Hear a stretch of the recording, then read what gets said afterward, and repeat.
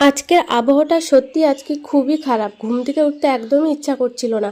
আর বাইরে আসার সাথে সাথে জলে তো হাতই দেওয়া যাচ্ছে না, আঙুলগুলো যেন সব কেটে পড়ে যাচ্ছে। আর আমার সাথে সাথে আমার পুচকুটাও আজকে উঠে পড়েছে, দেখো ক্যামেরার সামনে এসেও কী করছে। তো যাই হোক, যতই ঠান্ডা পড়ুক বাড়ির বউদের তো সকাল সকাল উঠতেই হবে।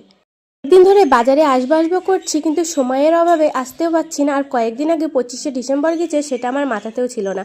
তো বাজারে আসতে দেখলাম 25শে ডিসেম্বরের যে এখানে মেলা হচ্ছে। তো প্রতি বছরই আসি, কিন্তু এবারটা আমার একদমই মনে ছিল না। আর এই যে চার্চের ভেতরে কিন্তু আমি কোনো দিনও ঢুকিনি, এই এতদিন আসার মধ্যে আজকে প্রথম এসে ঢুকে দেখলাম।